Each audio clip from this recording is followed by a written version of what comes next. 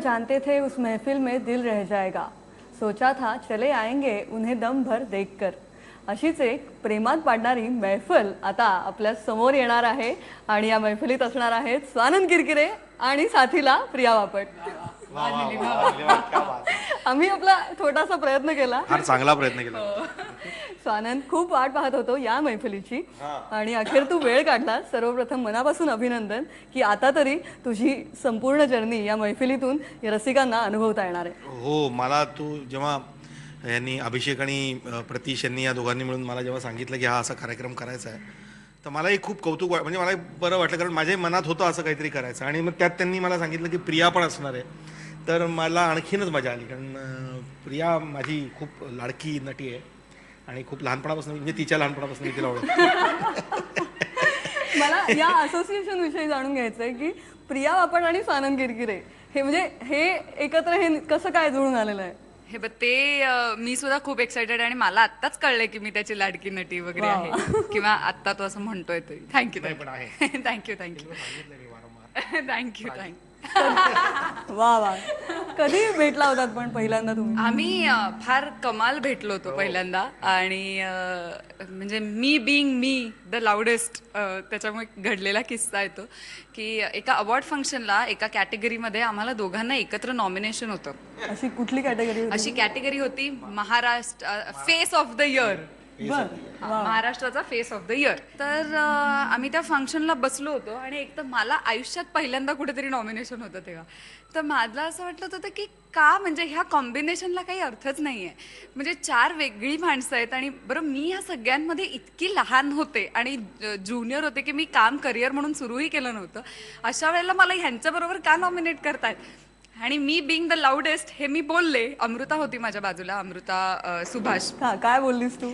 मी असं म्हटलं की रे मला काय याच्याबरोबर नॉमिनेशन दिलंय? आणि एक अचानक चेहरा माझ्या पुढे बसलेला तो असा मागे वळला आणि म्हणला, हाय, मी स्वानंद किरकिरे. वा वा. स्वानंद नेहमीच असे धक्के देत असतो, तसे तेव्हाही त्यांनी दिले असतील. आणि त्याच्यानंतरही आमचे असे अशा वेगळ्या पद्धतीने गाठीभेटी होत गेल्या. खरं विअर्ड. त्यानंतर ती, म्हणजे मी हिला पाहिलं होतं पहिल्यांदा राजूच्या पिक्चरमध्ये, मुन्नाभाईमध्ये. आणि राजूला मी विचारलं होतं की तू म्हणजे ही कास्टिंग हे कसं केलं तू पहिल्या पिक्चरमध्ये? तो म्हणाला की मला असं संजय दत्त खूप मोठा आहे कॉलेजमध्ये असं दाखवायचं होतं, त्यामुळे मी आणखीन कॉलेजहून लहान दिसणारी पोरं सगळी कास्ट केली होती त्याच्यामध्ये सगळी.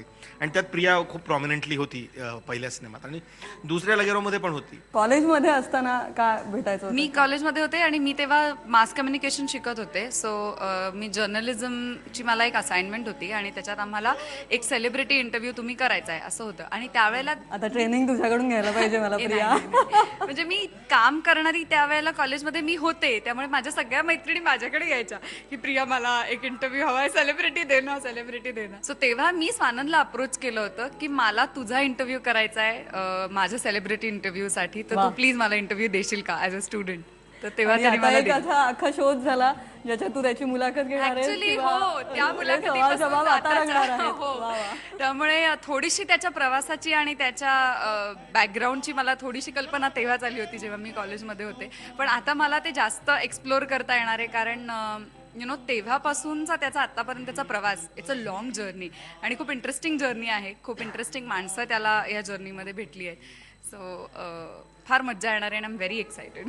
अर्थात स्वानंद, आता या मैफिलीबद्दल आम्हाला सांग की कसं असणार आहे हा शो? मुख्य म्हणजे त्याची की ती 2.5 तासाची मैफिल होऊ शकते, आणि एवढं काम आहे, आणि त्यात मग सगळं, आणि माझं मराठी काम आणि माझं हिंदी सगळं काम, वेगळ्या वेगळ्या दिग्दर्शकांबरोबर केलेलं काम, आणि त्याला जोडून असलेले किस्से, आणि मग प्रिया पण गाणं म्हणणार आहे माझ्याबरोबर. हो हो, येस. आणि शो टाईममध्ये मला हे सांगायचं आहे की स्वानंदच्या या मैफिलीत प्रिया बापट गाणार आहेत. आपल्याला हा पैलू कदाचित प्रियाचा माहिती नसेल, काहींना माहिती असेल.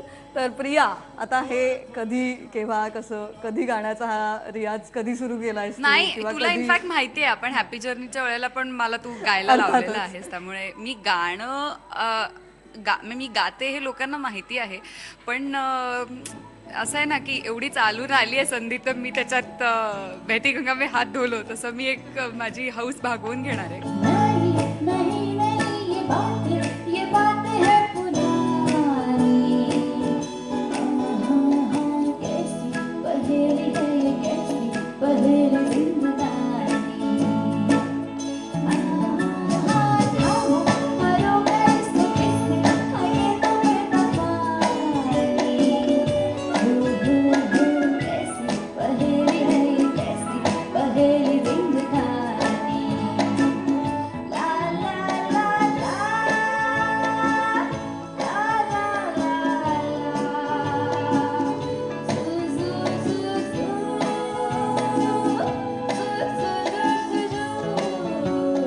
स्वानंद, आता आपल्या शोला सुरुवात झाली आहे तर एखादं गाणं होऊन जाऊ दे. बावरामन देखने चला एक सपना, बावरे से मन की देखो बावरी है बातें, बावरी सी धड़कने हैं, बावरी है सांसें, बावरी सी करवटों से निंदिया दूर भागे, बावरे से नैन चाहे, बावरे झरोखों से, बावरे नजारों को तकना, बावरा मन देखने चला एक सपना. क्या बात आहे स्वानंद, खरंच गाण्यातून हिप्नोटाईज करता येत असेल तर हे गाणं खरंच ऐकावं असं वाटतं. नेहमीच या गाण्यासोबत खूप जास्त बरेच जण अटॅच आहेत, खूप attached. खूप हो, जास्त म्हणजे मला लोकप्रिय असतं. मैफिलीतून तुला जेव्हा दाद मिळते तेव्हा ती कशी असते? हो, खूप मिळते मला. आणि मला या गाण्यासाठी सगळ्यात जास्त दाद मिळते. आणि मला अजूनही म्हणजे आता जवळजवळ कधी 2005 साली हा सिनेमा आला होता, 2004-5 साली हा सिनेमा आला होता, 10-11 वर्ष झाली. पण मला प्रॅक्टिकली रोज हे गाणं कुठेतरी गावं लागतं आणि रोज कुठेतरी मला याच्याबद्दल कोणीतरी बोललेलं असतं. म्हणजे मेल असतो किंवा ट्विटर असतं किंवा SMS असतो किंवा फेसबुक असतं, कोणीतरी एक दिवसातनं एकदा बावरामनबद्दल बोलतं. आणि त्यानंतरचा हा खूप मोठा प्रवास, एक खूप मोठं करिअर जे उत्तुंग भरारी घेत राहिलेलं आहे. तुला या प्रवासात काही कटू, काही चांगले प्रसंग आलेच असतील, पण एखादी काही आठवण चांगली आम्हाला काय शेअर करशील? नाही, मला खूप चांगल्या आठवणी खूप आहेत मला याच्यामध्ये. म्हणजे मला पहिल्यांदा कळलं की गाणी भारतात कशा प्रकारे जाऊन लोकांना भेटतात. म्हणजे माझे मित्र आहेत सोलापूरचे, आता मित्र झालेत ते. त्यांनी बेहती हवासा था वो गाणं ऐकून त्यांनी मला पत्र लिहिलं की मी ते जवळजवळ 55 वगैरे वर्षाचे असतील, त्यांचं 5 वर्षात रिटायरमेंट होती आणि त्यांनी 55व्या वर्षी नोकरी सोडली, हे म्हणून की मला जे हवं ते मला करायचं आहे. आणि त्यांनी तो एक बिझनेस सुरू केला आणि त्यांचा बिझनेस आता चांगला चालला आहे आणि ही इज व्हेरी हॅपी. आणि ते म्हणतात की त्या गाण्यामुळे मी हे केलं. आता हे गाण्यामुळे मी ते गाणं ह्यासाठी लिहिलं नव्हतं अजिबात की कोणी, पण ते कोणाला इतकं पण ते प्रेरणा देणारं ठरलं. इतकंच असं जाऊन पोचतं की तुम्हाला कळत सुद्धा नाही.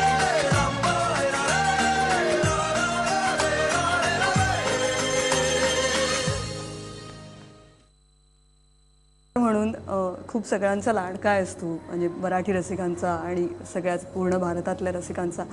पण तुझा आवडता गीतकार कोण आहे? कोण होता? माझे आवडते गीतकार बरेच आहेत, पण त्यात सगळ्यात मोठं आणि सर्वोच्च नाव गुलजार साहेबांचं घेईन मी. कारण क्या बात. त्यांना ऐकूनच मी, त्यांची गाणी ऐकायला लागल्यापासूनच मला गीतकार व्हावं असं वाटलं मला.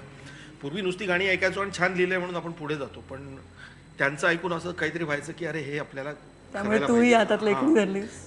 ते he is the most important person. आणि त्याच्या व्यतिरिक्त बरेच आहेत.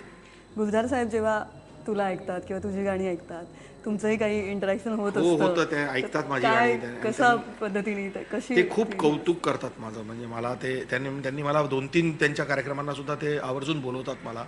त्यांचं काही बुक लॉन्च वगैरे असलं की ते पण त्यांनी मला बोलवलेलं आहे. आता परवाच कुठल्या तरी फंक्शनमध्ये ते इलियाराजाकडे घेऊन गेले माझा हात धरून की इनसे मिलो, ही इज टुडेज. क्या बात आहे. खरंच असं एखाद्या- खूप बरं वाटतं. हो, म्हणजे आपण जे आपले द्रोणाचार्य आहेत आणि आपण ज्यांचे एकलव्य आहोत, त्यांनी आपल्याला असं मान दिलेला फार फार बरं वाटतं. तू एकलव्य समजतोस स्वतःला का? कारण मी शिकलो लांबून, मला त्यांच्या जवळ जाऊन शिकायला नाही मिळालं. जे काय सिनेमातून मला मिळालं तेच मी शिकलो होतं, त्यामुळे एकलव्य म्हणायचं. क्यों खोए खोए चांद की फिराक में तलाश में उदास है दिल, क्यों अपने आप से खफा खफा जरा जरा सा नाराज है दिल, ये मंजिले भी खुद ही तय करे, ये फासले भी खुद ही तय करे, क्यों तो रास्तों पे फिर सहम सहम संभल संभल के चलता है ये दिल. शब्दसुरांचं युद्ध नेहमी असतं, कधी युद्ध असतं, कधी प्रेमाचं नातं असतं असं नेहमीच म्हणतात. कोणी शब्दांना महत्त्व देतं, कोणी सुरांना महत्त्व देतं, पण ते जेव्हा एकत्र येतं तेव्हा सोन्यासारखं आहे. एकत्र तुला आलं काय कीच गीत होतं, नाही तर ते नुसतं निव्वळ संगीत राहतं किंवा निव्वळ कविता राहते.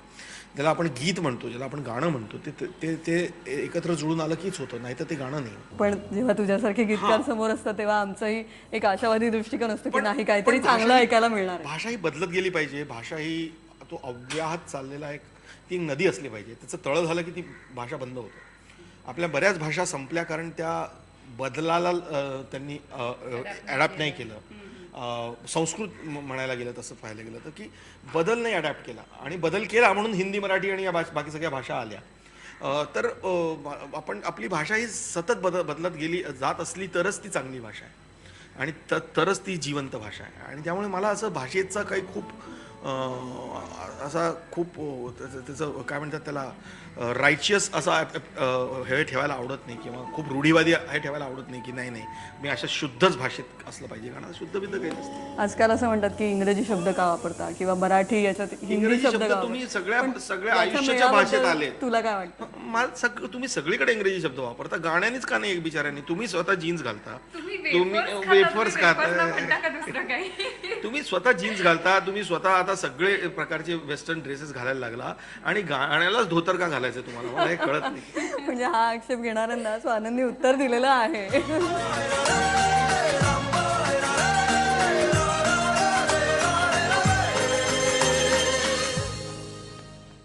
प्रिया, तू कशी साथ देणार आहेस या कार्यक्रमात? गाणं तर तू गाणारच आहेस आणि ही जर्नी तू उलगडणार आहेस, तर कशा मला पद्धतीने असं वाटतं की प्रेक्षक म्हणून मला पडणारे प्रश्न, एक ऑडियन्स म्हणून माझ्या मनात येणारे प्रश्न, त्याच्याबद्दलचे, त्याच्या जर्नीबद्दलचे, मी फार कमी त्याला पर्सनली ओळखते. म्हणजे आम्ही इतकं काही गप्पा कधी मारल्या नाहीत. उलट मला वाटतं की या निमित्ताने मला जास्त त्याच्याशी गप्पा मारता त्या अलिप्ततेतच उत्सुकता आहे ऍक्च्युली. आणि त्या उत्सुकतेपोटी जे प्रश्न येतील ते प्रश्न मी त्याला विचारणार आहे, जे बहुतांशी लोकांच्या मनात असतील.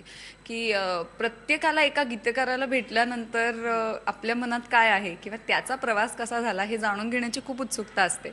सो ते पण मला वाटतं की ह्या सगळ्याला अजिबातच कुठे फॉर्मॅलिटीचं स्वरूप नसेल, आणि हे खूपच हलकं फुलकं करण्याचा आमचा प्रश्न प्रयत्न. जो नेहमीच विचारला जातो, कसं सुचतं तुम्हाला? असं पण कसं काही सुचतं असणार आहे का? तुम्हाला याच्यापेक्षाही गाणं आधी की चाल आधी की चाल आधी की गाणं? त्यामुळे मी तो विचारला नाही, पण स्वानंद मी तो विचारताना पण असाच विचारणार आहे की हा अत्यंत क्लिशेड प्रश्न आहे, आणि लोकांना हा म्हणजे जर्जर म्हातारे असतात तसा झालेला प्रश्न आहे की गीतकार समोर आला की त्याला हाच प्रश्न विचारायचा. जसं आम्ही कोणतेही ऍक्टर समोर गेलो की विचारतात, हे तुम्ही टीव्ही सिरियल मध्ये काम करता ना, आणि मग कोणत्या हे आम्हालाच विचारतात.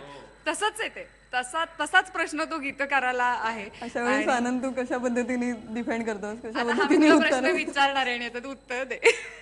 मी असं सांगतो की पहिले मुर्गी या पहिले अंडा असा तो प्रश्न आहे की तू काय आधी आला, मुर्गी क्या जाने अंडे का क्या होगा, ते पुढे जाऊन ते तिकडे जातं नाही. आणि हे प्रश्न गरजेचे असतात कारण लोकांना खरंच काही कल्पना नाहीये की गाणं कसं तयार होतं, आणि ते अतिशय क्युरिओसिटी, कुतूहल असतं की हे म्हणजे खरंच त्यांना माहित नसतं की हे कसं होतं, आणि त्यांना खूप उत्सुकता असते जाणून घ्यायची की तुम्ही कसं लिहिता, मग तुम्हाला स्क्रिप्ट तुमच्याकडे येते, मग स्क्रिप्ट म्हणजे काय, लोकांना हे सुद्धा माहित नसतं. लोकांना असं म्हणजे मला इथपर्यंत लोक भेटलेली आहेत की त्यांनी मला असं विचारलं की मग अमिताभ बच्चनचे डायलॉग तुम्ही लिहिले, तर मग अमिताभ बच्चननी काय केलं?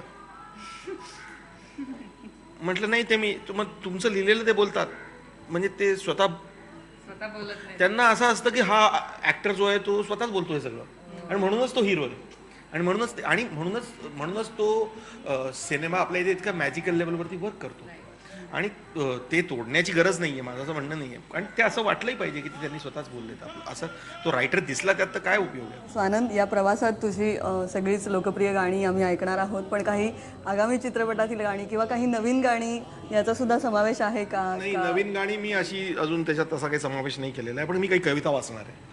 काहीतरी एक वेगळं काहीतरी आउट ऑफ द बॉक्स आम्हाला पाहायला मिळणार आहे. माझ्या काही कविता वाचेल, आणि त्याशिवाय माझं एखादं दुसरं गाणं आहे मी गुणगुणीन, नवं गाणं आहे ते मी आता बाहेर करायचं.